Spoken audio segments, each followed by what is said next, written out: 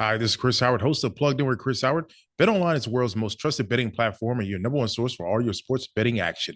BetOnline has more ways to stay in on the action with the latest odds, news, scores, even live in-game betting while the games are being played. With the largest selection of odds on everything from Major League Baseball, NHL, and UFC, and professional golf, BetOnline remains the number one source for all your sports wagering info. In between games, head over to the BetOnline's casino with all the top Vegas-style games, including poker and live casino. BetOnline, the game starts here. Every brand has a beginning, but few go back as far as this one. In 776 BC, during a religious festival honoring the Greek god Zeus, a short foot race took place. The winner, a cook, was rewarded with an apple and local acclaim. The race became a tradition that would evolve and grow and take place every 4 years for centuries.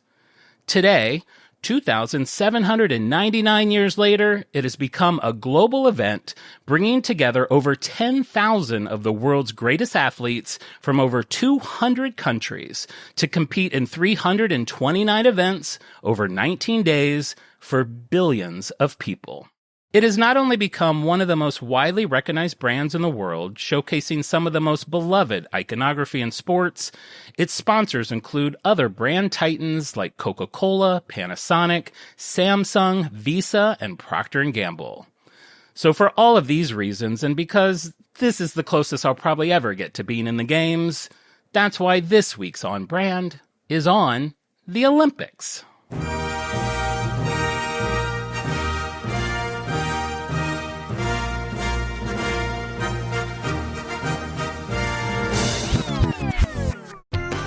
Jazzed up, really having a cow. You want your favorite show and it's on right now. It's on brand. Welcome to On Brand with Jon and Marisa. Hey, I'm Jon. Hey, I'm Marisa. So I got a real jockey episode coming up. You know what? I just want to say, I don't think this is as close as you're going to get to being in the games. Wow, I'm speechless. I wanted to ask you that. So when I was thinking about that, for me, the Olympics is kind of like the Guinness Book of Records. It's like, okay, there's things I think maybe I could do. So I wanted to ask you, is there an Olympic you think you could medal in? What's the hardest one?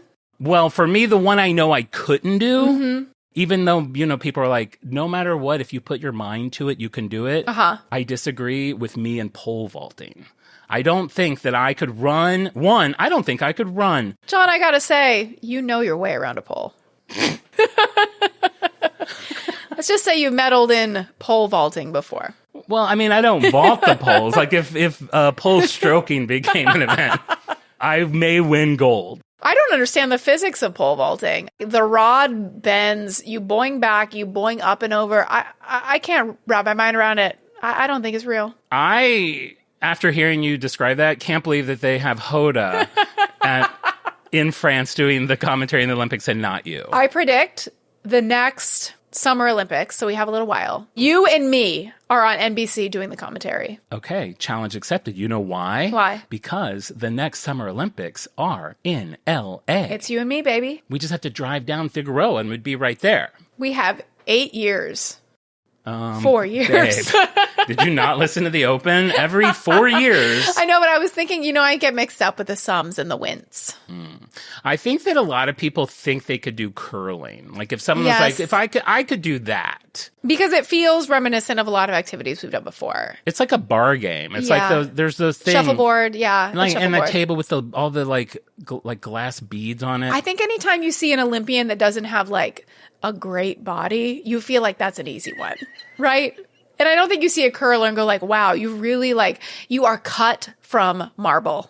Well, no, because they're on the ice, they need to build up a little warmth. A little blub. Built-in blub. Yeah. Now all the curlers are listening. They're like, wow, I guess I'm done with this show. I was on board with On Brand until they started making fun of my livelihood. Yeah, I don't mean to be rude. I guess diving, if I could practice, do I have as much time to practice? I've never dove before. But that one I really like the way it looks. Diving, I don't get it. I don't get any of it. I mean, I like it. It's like one of those things. I'm like excited. It's coming, and then it starts, and I'm like, meh.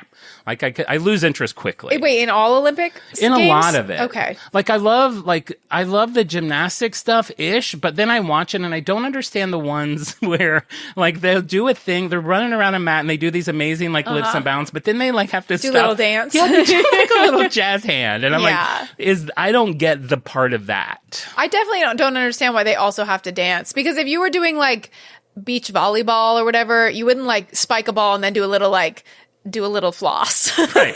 Can you imagine all the people like doing those long run races and like right before they finish the cross the line, they have to the finish line? The cross line, yeah. Right before it, see, this is why. Right before they finish the cross line.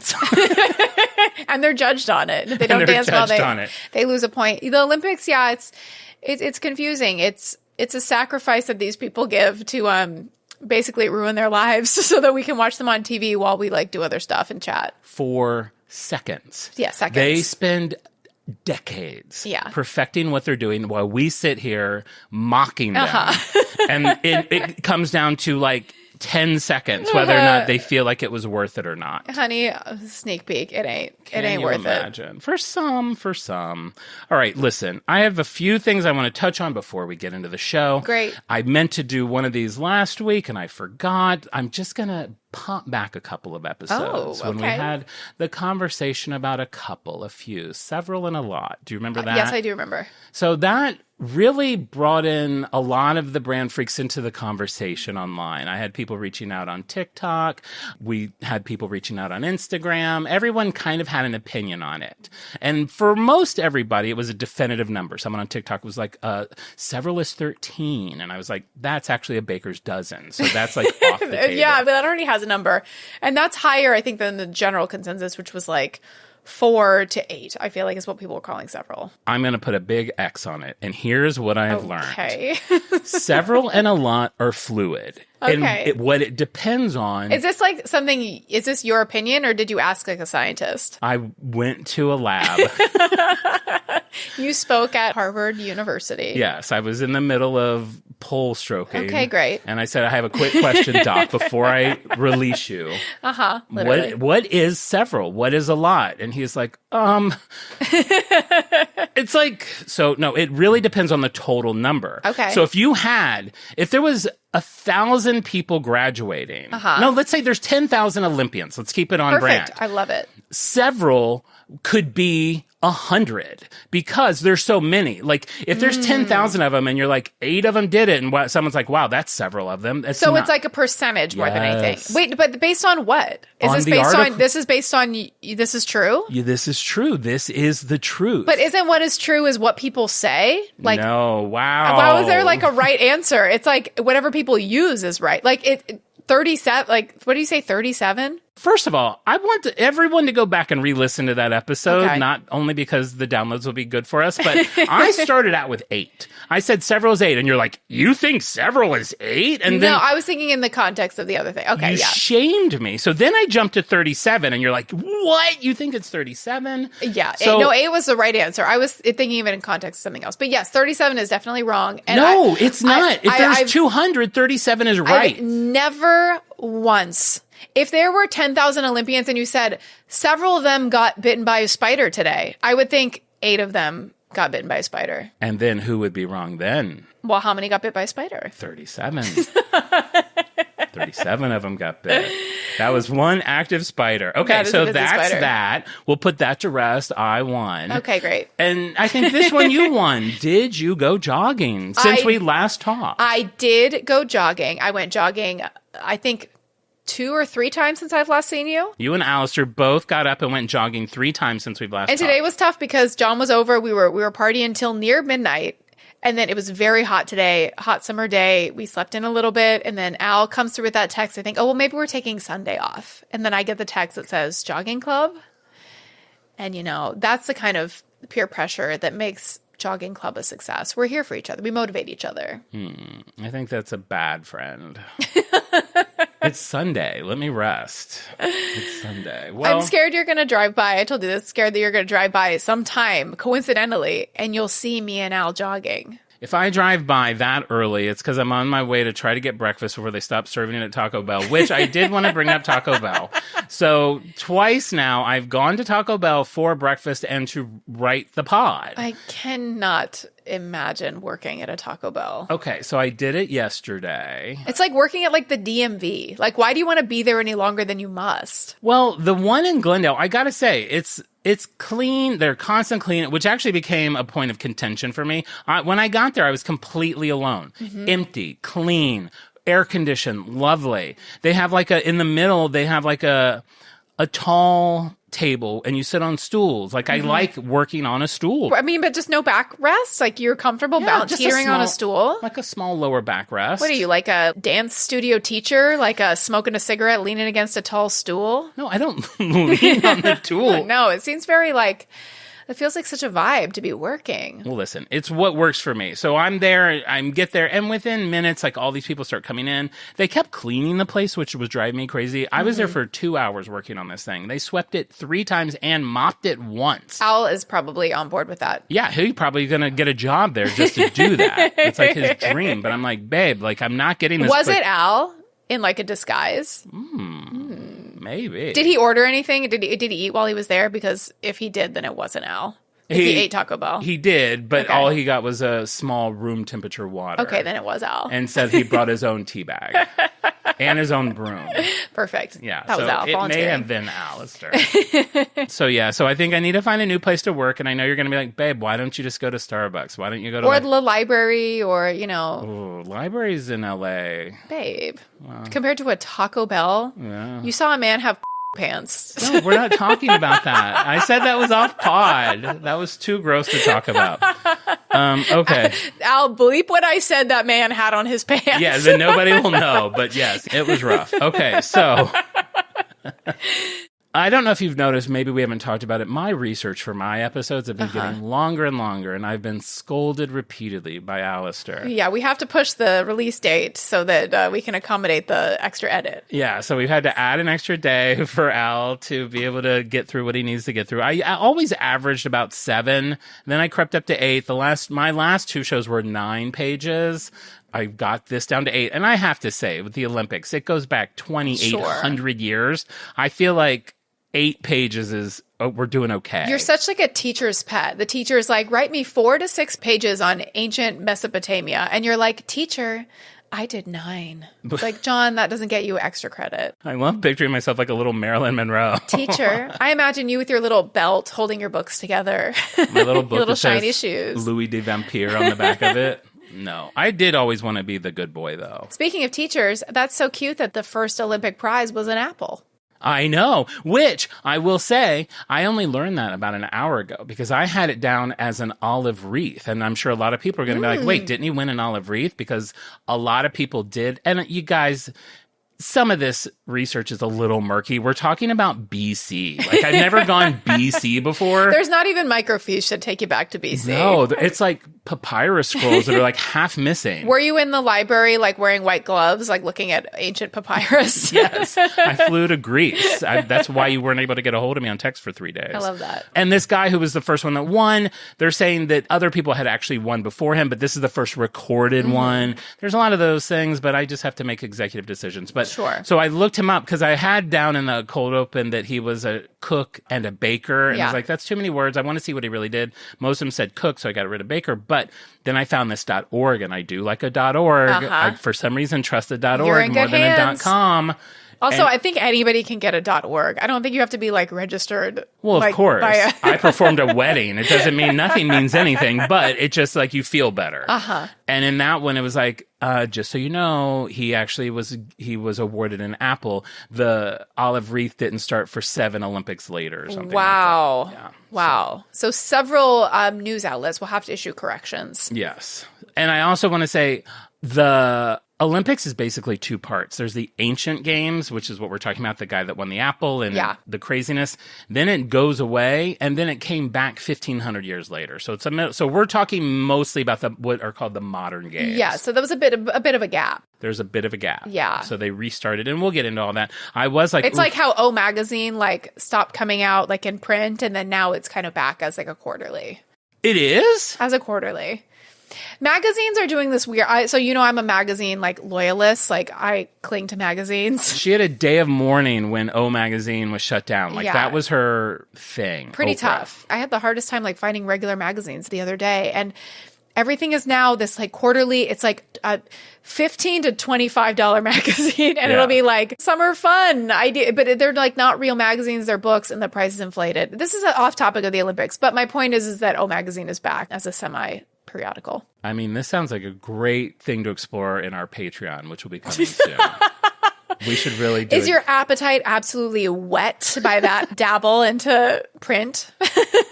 And can I also say, Oprah used to be like someone that I really looked up to. I did always have an issue with the fact that she allowed no one else to be on her magazine. No, cover. I like it. She earned it.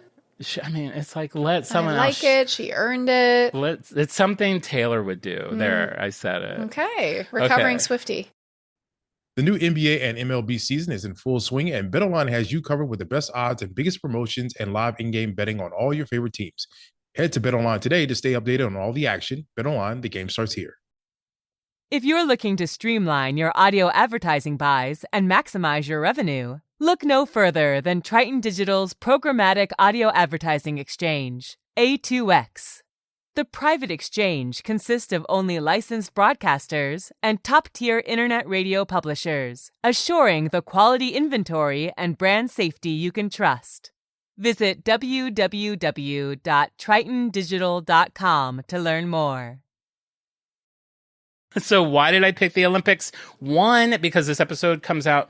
Wait, now that we're moving, I think this comes out on the day of the Olympics. It was the day before, so that's exciting. So if you're listening to this and you had a dentist appointment on Wednesday, bad news. You missed it. It's Thursday. It's Thursday. And I was like, well, there's not going to be Olympics for 2 more years. That's Winter Olympics, so I may as well do it then. And what I did find it kind of interesting, like when I started to think about the sponsorship, because I know this is one that people are going to be like, is the Olympics a brand? Yeah, it absolutely is. Of course. They have symbols.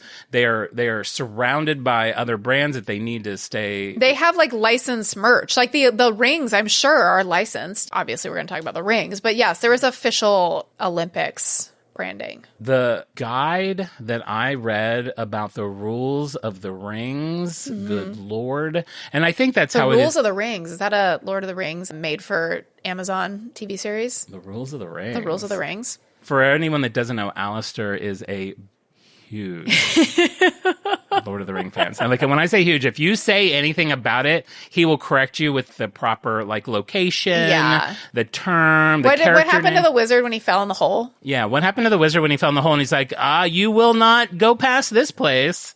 You mean when he was fighting the Balrog? Yeah, when he was fighting the ball sock. And another reason I thought this episode would be fun is because as recognizable and popular as the Olympics are, some of the branding, like the torch and the medals, are kind of an exclusive club. Like I will probably never be able to hold an Olympic medal and like see it. Like it's kind of like the people that get it. So it's almost like a secret brand, even though we all know about it, but it's like we don't, it's like me with my Emmy. I hate throwing that out there, but it really does fit here. Like not everyone gets to hold one. Of course, you're in a special club, just like, and you are an Olympian in your own right. I'm a research Olympian. You are. I am. All right. So let's dive into it. So I don't want to go into the ancient games a lot, not only because it's not what we're really talking about, but also because Alistair will probably get very upset at me, but I had to mention it a little bit. So the ancient games, kind of like a Cliff's Notes version of it. So the ancient Olympics started in Olympia, Greece in 776 BC and ran through 393 AD. They were named after Mount Olympus, the home of the Greek gods. And like I said in the beginning, it was part of a religious ceremony to honor Zeus, the king of the gods. I still do. Zeus is my god. I also, he's definitely one of them. One of the more attractive ones. Ooh, Zeus. Zeus. Hot inventor. Yeah. Do you think he might be our hottest inventor? Zeus? Maybe. We'll have to look up pictures of him. I feel like you're going to like this. You may find it boring. So that one day event that the first Olympics was, and it was just one race and that Cook won it, that race was called the Stadion. And it was called that because that is the name of the building that it took place in. Okay. Over time, the word became stadium in Latin, which became the English word for stadium. Oh. Oh, that is fun. Yeah, so I thought that you would find that interesting because stadiums are where You see Taylor Swift. where I would go see Taylor Swift several times. Like I said, it started out with one race. That it ended up growing. Obviously, it would end up becoming like a 5-day thing, and they would have long jumps and shot put, javelins, boxing, and equestrian events, which I did not know, like chariot racing. Which, Oh, wow. who doesn't? I mean, God, that's horses so cool. have been around forever. Do you think horses just grew? I don't know. It just feels like using horses in that same way. Like horses have just been pulling shit around for so damn long. They got the raw end of the deal. And Like other animals, like we invited them into the home. They sleep at the foot of our bed, and a horse is just still working its little tail off. That's a really good point.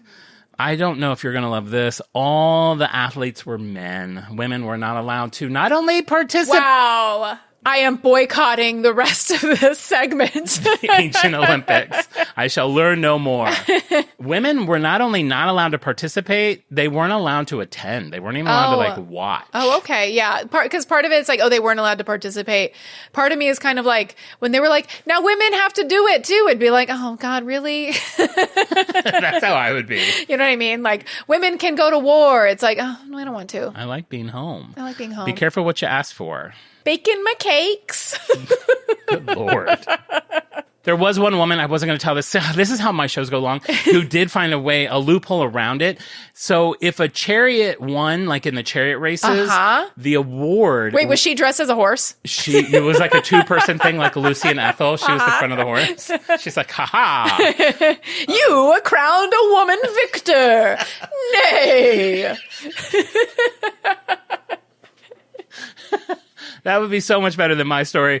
It was kind of like, I think horse racing now, the person that would get the award was the owner of the chariot. Oh, yes. Not the rider. That is not fair either. So yeah, right? I know. Yeah. They did all the work. They did all the work. But so there was a woman who won twice because she owned a chariot. That, of that's course, cool. A man. I mean, thank God a man drove it, though, because women drivers. I mean, am I right? I hope she had like a big fake mustache. Stuck an eggplant in her pants. Yeah, I also wish that she was dressed coat to tails. What is it? Hat to... Oh, Hollister. Okay. And there was a quote from a... You're not on like a game show. I feel like I am. I'm like sweating. And I'm only on page 1. 7 more. Okay. You're not like remember that game show Ellen had where like if you didn't get an answer right, you'd be like dropped into like a pit of lava? Don't even get me started on Ellen and the fact that she found a game show where she could be cruel to people. What a sadist. In front of the nation and laugh about That's it. what you think Al is doing. You think that you are like racing against the clock or Al will like drop you into a pit of snakes. We're moving the show because my episodes are too long. I'm like if you listen to early episodes, I'm calm, cool, and collected. And now I'm like... It's like you have a gun in your back. It's like I have a gun in my mouth. I'm just bobbing up and down on it. Relax, take a breath. We're good. Okay, We're good. fun fact. I still got... Ancient Olympics is even part of this episode. Fun facts, there was no first, second, or third place. There was just one winner. My mom would like, I thought like everybody won participation trophies. My mom would like that. Dave, that didn't come around until like Gen Z. There was just one winner. There was like a scholar of ancient Greek history who said it's very hard for us to exaggerate how important the Olympics were for the Greeks. Like this was everything for them. I mean, no TV. No radio. TV. Exactly. It was a social and cultural highlight of their calendar. And then after the Roman Empire conquered Greece in the mid-2nd century, the emperor deemed that the games were pagan and a threat to Christianity, and they were done. Wow. Not to come back for another 1,500 years. Wow, effective marketing. Very effective. Branding the Olympics as pagan. That worked for a really long time. Yeah, for 1,500 years. That's so crazy. That worked. But a couple last fun facts about this. Runners found guilty of a false start on the track were subject to corporal punishment. Does that mean spanking? I looked it up. I thought it meant death instantly, which it can mean that, but it can also just mean flogging or like being beaten. Oh, okay. Just, you're in trouble. John signing up for that job. Bend over, boys. False start. False start, bitches. Coming to my tent. My sweaty tent in July. I ate in your Greece. prized apple. I hope you don't mind. Wrestlers fought covered in oil. Okay. The Olympics are So gay. hot. And this is my favorite, and one rule that I'm petitioning to bring back. Okay. Athletes often competed naked. Are you kidding? No clothes. Were you like the king at the time? This is basically how I would create This an Olympic is game. so weird. Why? They had clothes. It was a tribute to Zeus. Oh, okay. And boxers were urged to avoid attacking their opponents' wieners. That's fair. I mean, cover them up. If they're dangling around there, You got this, champ. Now you stay away from that dong, and we're going to be gold. you're going to be tempted to twist it. Don't do it. Don't do it. Okay, we're done. The Ancient Olympics, done. What a relief. Now we can get on with the actual show. Okay. Okay. So you can't talk about the branding of the Olympics without talking about the International Olympic Committee. So this is a committee that basically it's older than the actual modern Olympics itself. It started 2 years before the modern Olympics in 1894. The Olympics started in 1896.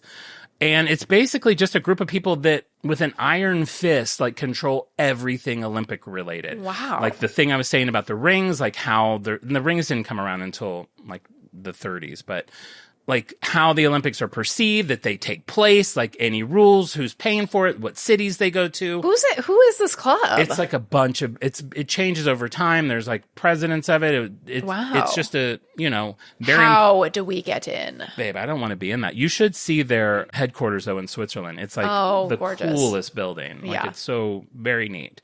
But these are the guys. So anything that you want to do related to the Olympics, like they create the mythology of it, they market it, just everything, really. And I bring them up because they're important for this first part of the branding part of this that I want to talk about. And they will be hiring us to host the Olympics.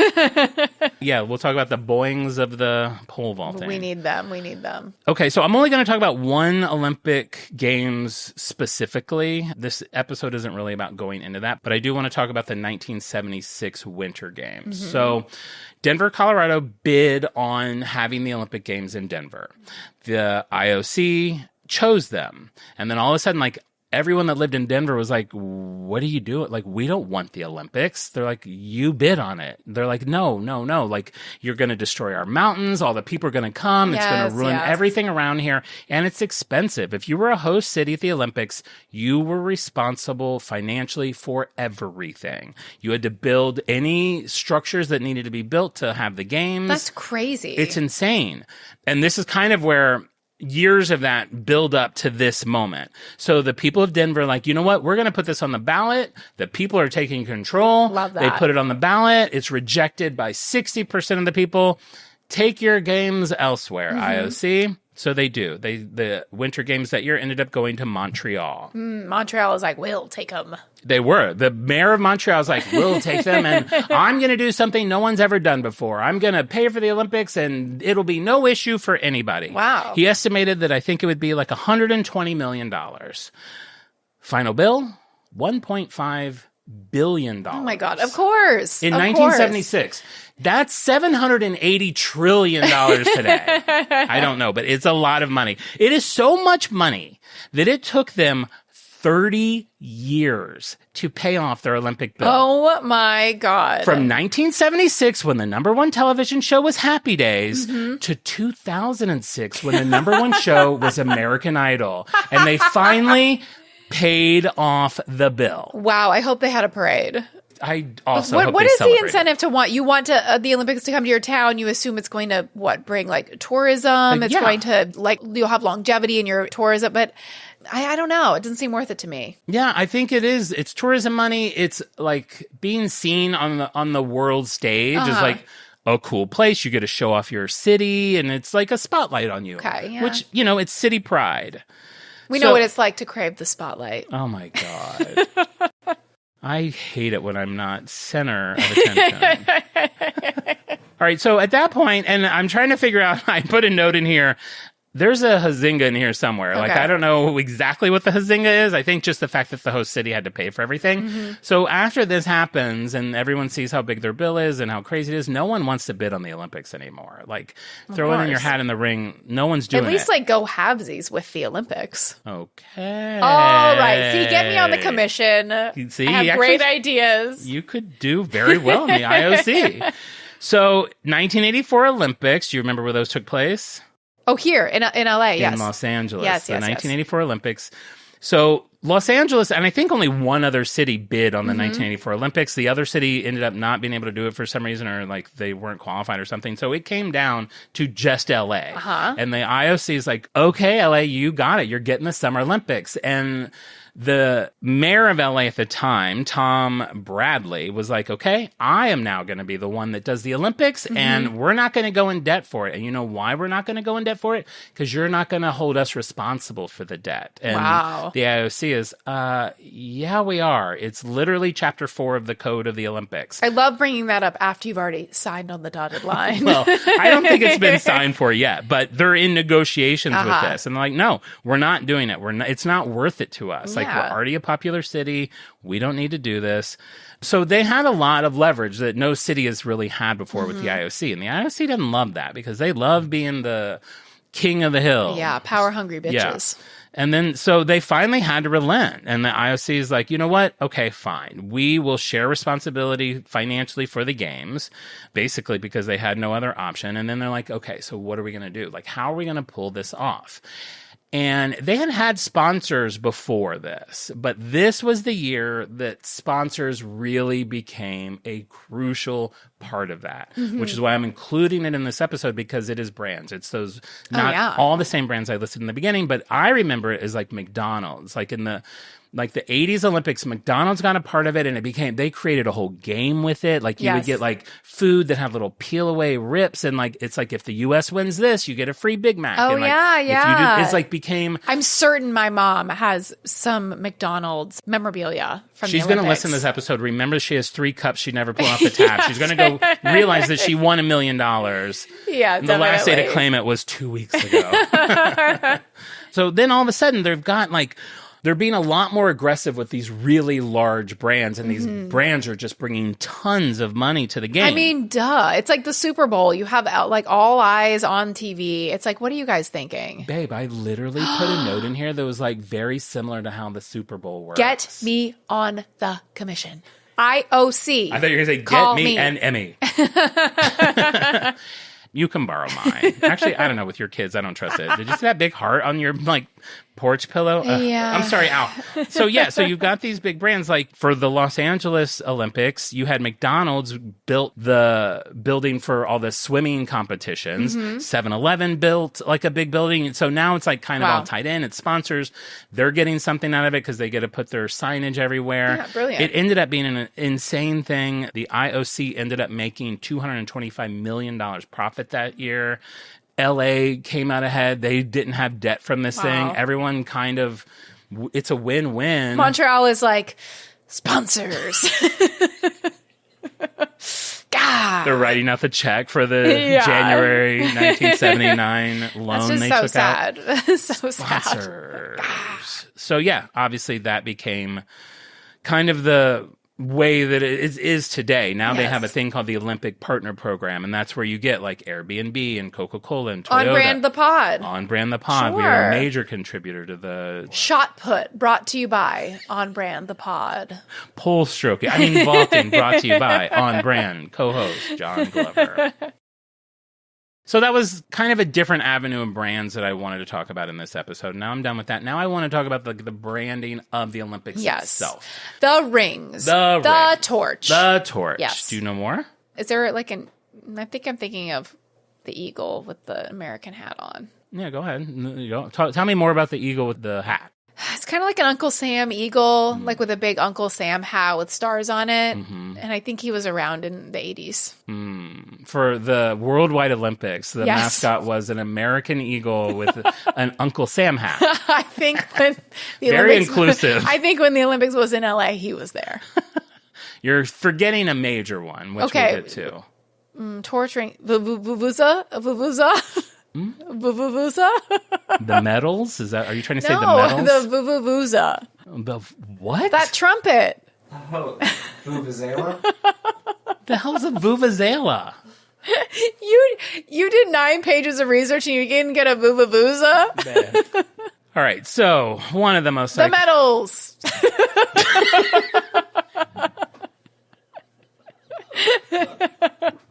Yes, it is. Okay, I gotta say, the medals come a little later. They're really cool this year. Oh, yeah? Really? I gotta say, I can't appreciate more people that put so much thought into a design. Oh, yeah. Every single thing means something. And we'll get to those in a minute. The rings are cool. They don't have like a ton of history about them. The things that they stand for are neat, and we'll go through them. So everyone knows the Olympic rings. Mm-hmm. Of course you do. It was the Insta Egg this week. I had a bathing suit that had Olympic rings on it, branded by the Olympics. I'm sure. I mean, probably in '84 when they were in LA and all those sponsors were coming around, there was like, I think you get like glass cups. Oh, yeah. And like it was everywhere. It was for sure. I'm curious to see what it's going to be like in 28. Like it's such a different world. I hope it is fun like that. I look forward to weighing in on it with you I can't wait at to the NBC News desk. I can't wait. Oh man, hopefully by then we'll just get a free box of stuff. That would be great. Okay, so the rings were designed in 1913 by a Frenchman, Pierre de Coubertin. And what's interesting about him, he also founded the International Olympic Committee. So this guy's like... Oh, wow. And I'm just learning it because I didn't know much about the Olympics. I'm sure everyone that's like an Olympic expert is like, yeah, of course. We all know about Pierre. He's like an icon of the Olympics. But I have a feeling for a lot of the people listening here and us, we didn't know that. So that's fun. So he designs the rings. He basically made 5 rings of equal dimension that are interlaced from left to right. The rings are 5 different colors. Can you name them? Yellow, Yeah. red, Yeah. blue, Yeah. green, Uh-huh. black. Was I right? Yeah. But much like New York in Sex and the City, the white background is the sixth color.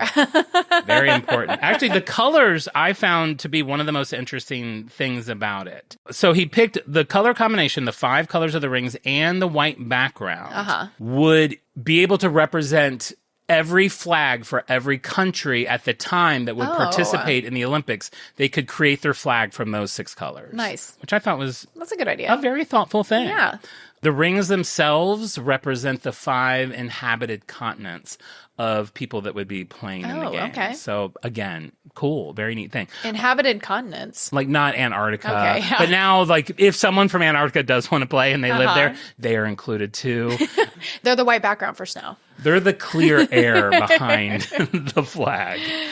Do people live in Antarctica? I say hard no. No, I'm sure people must. You know who lives there? Opposite Santa.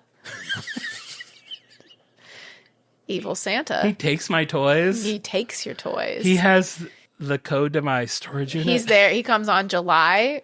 When is Christmas? 25th. He comes on July 52nd. He comes on July 52nd and he steals a sack of toys. And instead of growing a beard, He grows really hair long grows inside his head. pubes. We'll work on And it. he lives at the South Pole in Antarctica. Alistair's not loving that we've gone off topic. I think this is information that's valuable. Yeah, opposite Santa. I agree.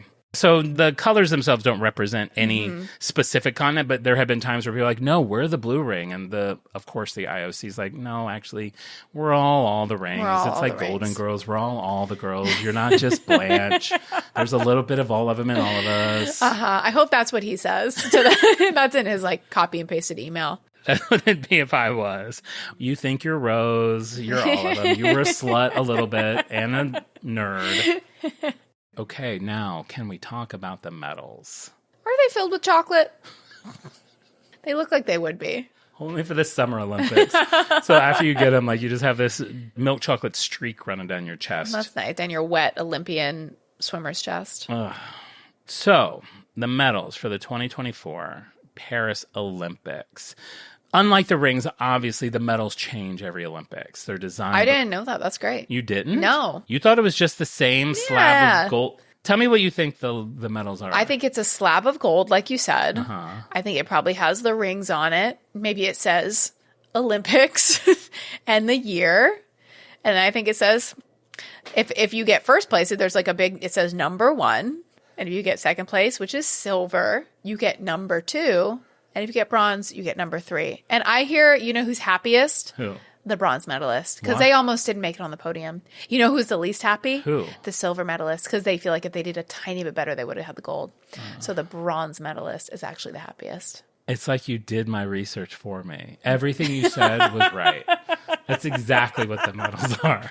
So we'll just plow past that. Now let's Silver go to is filled with hazelnut. Bronze is toffee.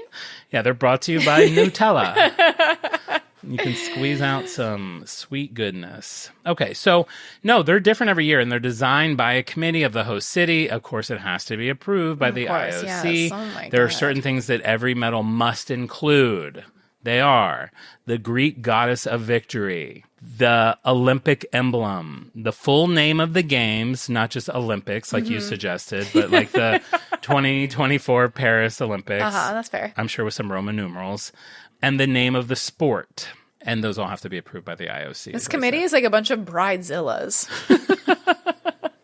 Like every little thing. Like I didn't approve that table runner. Jeez, give me a break. It's a medal. What you got the year, you got the city. Come on. Number 1, number 2, number 3. What more do we need? We just talked about how much work people put into that's important. winning this medal. And you're like mad that they want them to be thoughtful.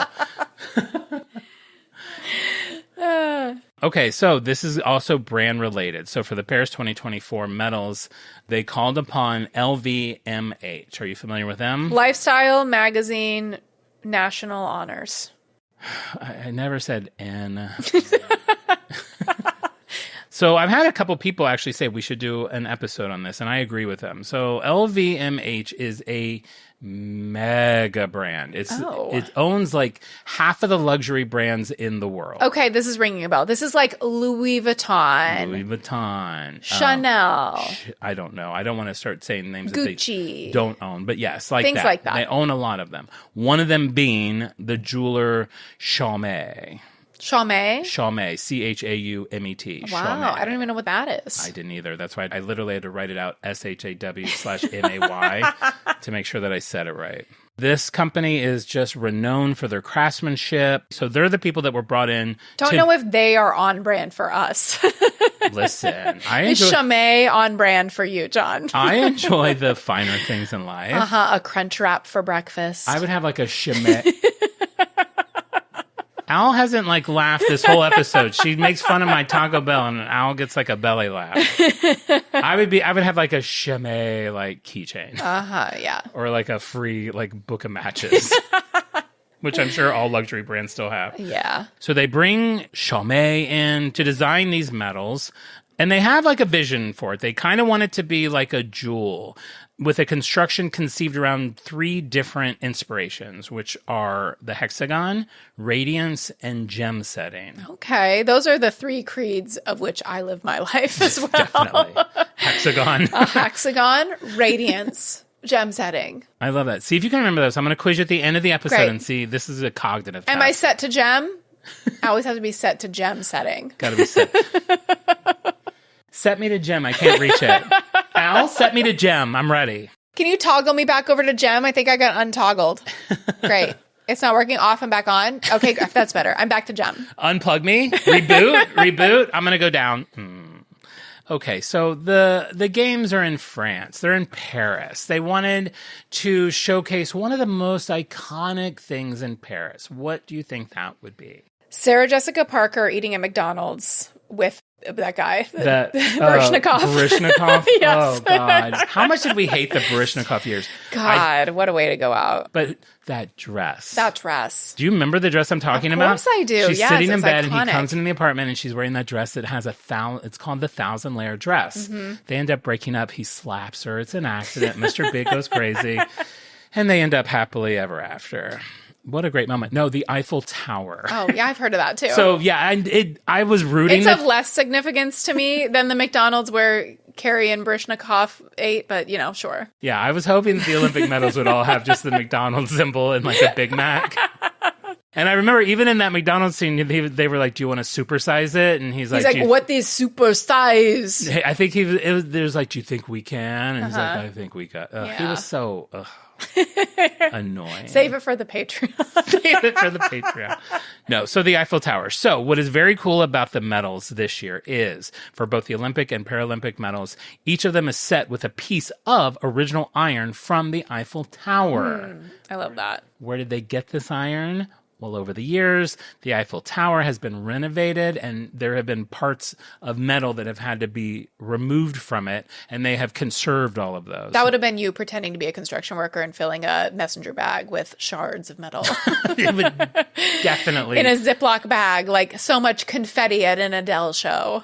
Yeah, I would make like a shelf in my house. You're not going to believe it, but this shelf was actually an original piece of the Eiffel Tower. Like, are you allowed to have that? Shh, shh, shh. Let me vault your rod. Oh, you know what that reminded me of when they're using like these actual pieces of the Eiffel Tower? Have you ever heard of like the mini museum? That is crazy that you say this because I was literally just looking at this today and I was thinking it would be such a good gift for you because this is the kind of thing you like. And then I didn't really have time to like look through it, but I was like, there's probably so many of these that Jon would like. So what it is, it's like little like bits or crumbs, like less than an eighth of a teaspoon of something that is iconic, like the Berlin Wall, for example, or the Eiffel Tower, a little bit of a crumb. It's just a tiny, and I have one. I bought one for myself for my birthday a couple years ago. Wow, what did you get? Okay, so do you know Al? The McDonald's from Paris, Sex and the City. One strand of Sarah Jessica Parker's hair. Al probably will know this. You may not. Star Wars, in the original Star Wars, do you remember when they go to Tatooine for the first time and R2-D2 and C-3PO are like in the desert and in the background you see like the bones of like that giant like dragon?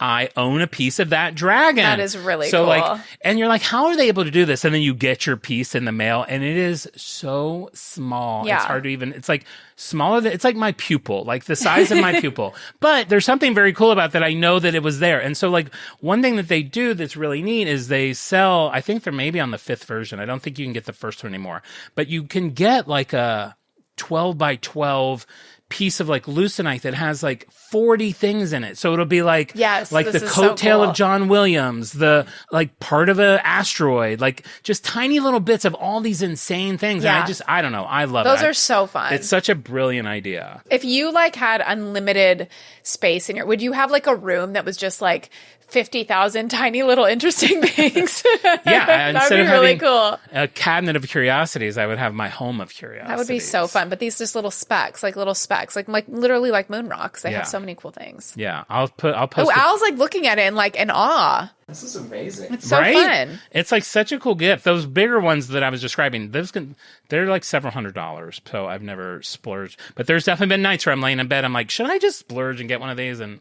let's just say I'm not seeing an Olivia Rodrigo Stanley. You will. Is it en route? You will. FedEx tracking number? Babe, we gotta focus. Okay, so like I said, the medals are made from 3 different inspirations. The first one being the hexagon. The reason for the hexagon is that people say that is basically the geometric shape of France herself. So it's a symbolic reminder that the whole nation is engaged in delivering a historic Olympic and Paralympic Games. And they also stripped the iron of the Eiffel Tower, like it had brown paint on it. They stripped it, it made it raw, so it's just like that raw, like iron color. And it's placed in the center of the medal and imprinted with the emblem of the Paris 2024 Games. That is very cool. I take back what I said about the medal design. I think it's nice that they try to make it look cool. And not just make it like a chocolate bar.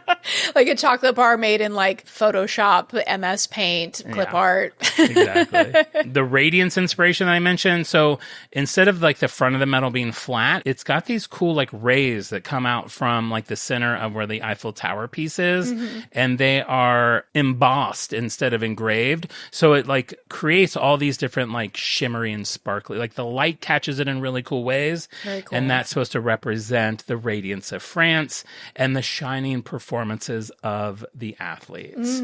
So this is what I'm saying. It's like everything means something, and I'm here for They it. love symbolism in the Olympics. Yeah. And then the last inspiration, your favorite, setting the gem. Am I still set to gem, Al? Can you check? Okay, I am. He nodded, I am. Perfect. So to bring the historic piece of the Eiffel Tower and the medals together, they wanted to create like a way to do that symbolically. So Chaumet created these 6 little like metal appendages that are designed to resemble the famous Eiffel Tower rivets themselves. Oh. And that's how they fasten on the hexagon, all 6 points of that with like these little miniature versions. That's cute. Everything. It's like every inch of that thing is just thought out. Wow. So What must that be like to put so much work into what you do? I know. And you think that's it for the medals? It's not. We're not done. Because you know how you wear a medal? With the ribbon. Oh, there's also a ribbon. There's the ribbon. The ribbon is adorned with the lattice work from the Eiffel Tower itself. The Olympic medal ribbons are dark blue. The Paralympic medals are deep red, which are both a nod to the first 2 coats of paints used on the Eiffel Tower. That's great. I'd like to think that like somebody's at an Olympic party or something and they're trying to flirt and they keep going on and on about the medals and what they have.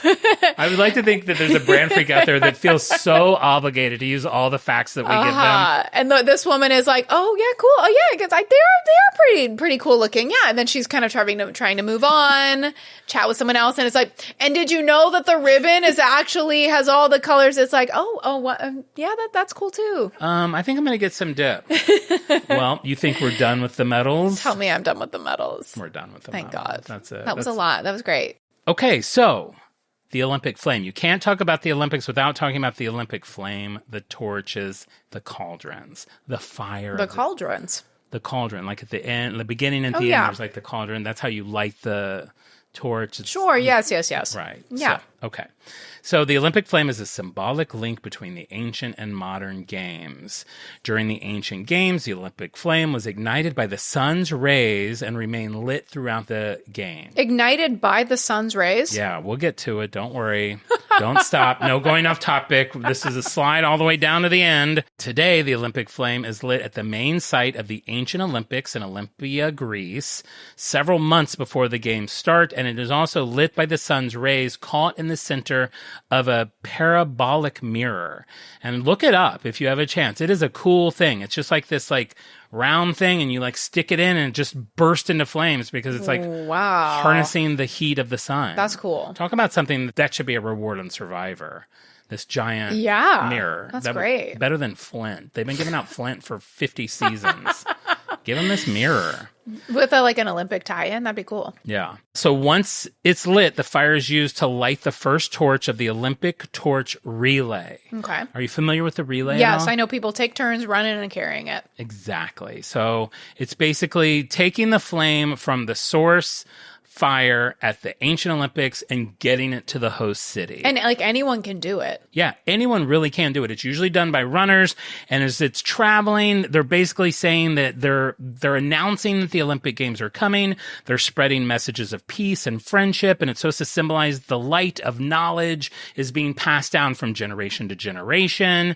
And at the end of each day of the relay, the last person to have it lights a cauldron, and then so the fire still remains, and then they can relight it when it continues the next day. That's cool. Yeah, it's all about not letting the fire go out. I have learned there have been times the fire goes out. They do have backup torches in places. Right, yes. There's like different things. Another thing I learned that was really cool was the new torches actually have 2 flames. So you're holding the torch and it's got the big yellow flame that everyone sees, the big showy flame, the me, if you will. Sure, yes. And then hidden down You're the below, Hoda. the Hoda flame. You've got the Hoda flame. And down below, hidden, is the hotter little blue Jenna flame. That's you. So when the wind blows and if the big Hoda gets blown out, you can use that little one. It's kind of like a pilot light. That's Click right. it, relights Hoda, and we're good to go. Jenna's there. She's there in a pinch, She's holding there. it all together. Behind the scenes, if it weren't for her, Hoda would just disappear. So you're important. Thank you. Thank you, Hoda. So like you said, the torch can be carried basically by anyone. It's usually runners, but it has been carried many very creative ways over the years. Oh. Would you be surprised if I told you that it had been carried by a horse or a camel? In its hoof? Yes. No, someone riding them. Yeah, I would be a little surprised. Okay, a little surprised. Sure, yeah. Okay. Would you be more surprised if you found out it had been carried on a Native American canoe or a gondolier or a steamboat? Of course I would. Those are on water. Maybe on the front of a London underground train. Well, now I'm just shocked. Let's say that it's taken airplanes, even the Concorde, and it's traveled by parachute. Well, now I'm aghast. Maybe you'll be more surprised if you find out that it's traveled in space not once, not 4 times, 3 times. That I don't believe. Not with the flame, but just the handle has gone out into okay, space yeah, 3 sure. times. Okay, so all those things are neat, interesting, and crazy. This one has to be what I think is the coolest one ever. So get ready, pull over so you don't careen into traffic. Prepare your listening ears, grab a notepad. If you are going to an Olympics party, this is the fact you will share to secure yourself a smooch from some lucky viewer. Smooch and Of some the Olympics. hooch. You're absolutely right. Okay. The 1976 Olympics. And forgive me, I don't 100% understand this, but I'm going to do my best to explain what happened. Okay. If you don't understand it, there is no chance I will. I tried to ask the scientist that I jerked off that we talked about earlier, but he had already come to know. Uh-huh. Okay, so 1976, one of the most remarkable modes of transportation, in my opinion, for anything, not just the flame, occurred when the flame was transformed into a radio signal and transmitted from Europe to the New World. On the same evening that the flame arrived in Athens, it was placed next to a sensor that ionized the flame's particles, which were then transformed into coded impulses and sent to Ottawa by satellite. Those signals were received in Ottawa and triggered a laser beam that reflected in the parabolic mirror, which ignited the flame back into its original form and lit the cauldron located on Parliament Hill. No. Yeah. No. Do you even understand it? I mean, they basically, honestly, if you just told me a radio can play music, I'm like, you lost me. I have no f***ing idea how the little wiggly radio waves make it into something that can transmit sound.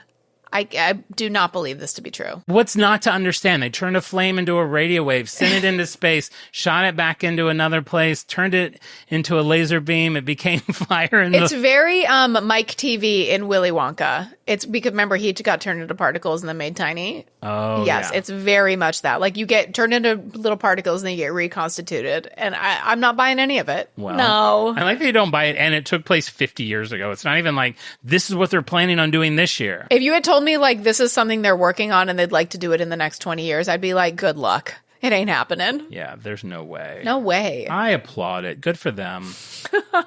I think it's cool. So yeah, that's the torch and the fire and the flames and the cauldrons. Huge, iconic branding for the Olympics. Yes, it is. At the opening ceremony, the very final relay runner, sometimes it's more than one person, comes in. They take that final torch. They light that cauldron. That cauldron stays lit for the whole games. They extinguish it at the end. A potion is made by a witch in the cauldron. Yes, it's a whole thing. And then they put it out at the end of the games. It's all symbolism, and it's beautiful. That's We love fun. it. Yeah. That's great. Okay, so the very last thing that I want to talk about just quickly, this is only a half of a page of notes, but I simply cannot not talk about it. You'd have to. So this involves a very important brand to me, but it's also a really important thing, probably the most important thing at the Olympics. What? The official timekeepers. Oh. Not even something that you really Okay. think about it. How does that involve a brand?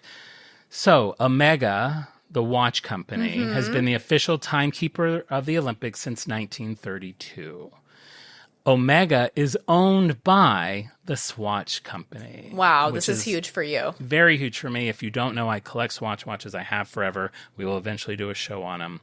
I'm kind of saving it. So that's why it was important to me. It's like a brand that I care very deeply about. And I was thinking, yeah, of course, time is the most, like, I'm so stressed out thinking about being the person responsible for timing these people. I didn't really know how it worked. I learned a little bit about it. In 1932, Omega sent one watchmaker from Switzerland with a suitcase filled with 30 chronographs, or these handheld stopwatches that were accurate to 1/10 of a second to handle every event that required timing. wow. So it's just one guy with a stopwatch, like clicking it to determine Whew, pressure's on. pressure is on. 90 years later, now, Omega is still the official timekeeper of the games. They now have 550 timekeepers. They are able to measure results to the millionth of a second. And I don't even know what this means, with a deviation of 23 nanoseconds per 24 hours. Did I win? I don't. Just give me my medal. Give me my chocolate bar. So clearly it's gone from like these crazy measures. It is no longer being done by hand like they were. In 1968, timing became more accurate with the invention of touchpads that allowed the athletes to stop the clock when they were done with their thing. And it actually took 20 years for people to accept that digital timekeeping was more accurate than humans standing there with a pocket watch saying, you're done. You know, it always takes a while to adopt new tech. We hate new tech. Runners, because they can't touch a touchpad, their times are determined by cameras. And this is what really blew my mind, because it's not anything that I ever thought about. It's Omega's goal to generate the time, produce a graphic, and have it on the screens of the television within a 1/10 of a second of it all being done. Wow. I never even thought about the graphics before, but they do all of that like so fast. It has to be happening like live. I just don't even comprehend. It must be AI. That is crazy. Some of the safeguards they have in place for this, Omega runs all of their power for all of their timing technology on sources separate from the venues. They also have battery backups in case their own power fails. And in some sports, they still use hand timing as a 4th or 5th backup option. That would be me. I'll be like all time, but I'm like 7th. Yeah, I'm like way down there. 6 people have to like keel over before they're like, Marissa, did you get the time? 18. 18? 19? Nanoseconds. 15? Oh no, I forgot to push the button. They also test all their timing devices to work at extreme temperatures, and they function perfectly from -76 degrees to 176 degrees. I don't think they should be performing the Olympics in 176 degrees. So they have like a guy walk into a fire, and he's like, got it, still good. Pretty impressive. And then the last thing that I did think was kind of interesting is like they don't just make these things and send them to the Olympics. All the time equipment itself has to be used for the first time on lower events. So it's basically gets auditioned. It starts with T-ball. Yeah, it does. It starts off in non-televised local events, then national championships, continental events, and then World Cups. And the process can take years, months or years before it's like, you're ready to time the Olympics. They're saying that like to a clock.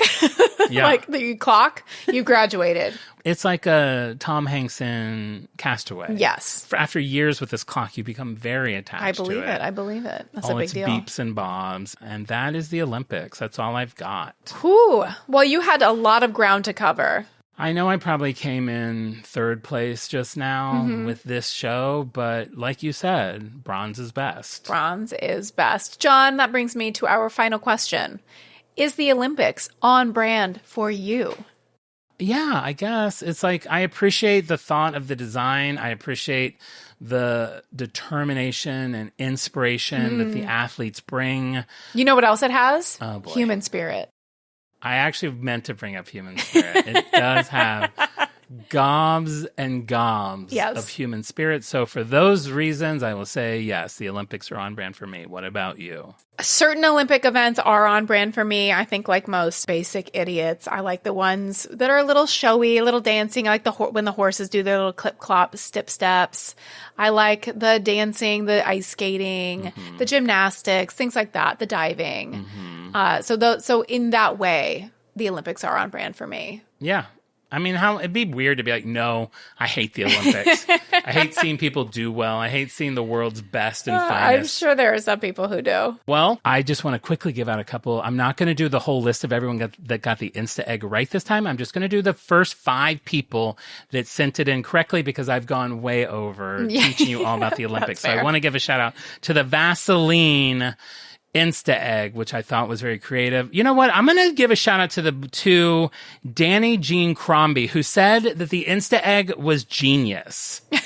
So now you just shout out people who give you the best compliments? Yeah, I am. I'm going to give a shout out to Ryan Till, who said that her husband and I are on our honeymoon. Wow. And saved all the EPs from May until now to listen on our road trip from San Francisco to LA, and they're loving it. That is so How sweet. Sweet is that? I hope the marathon binge listening continues in the bedroom.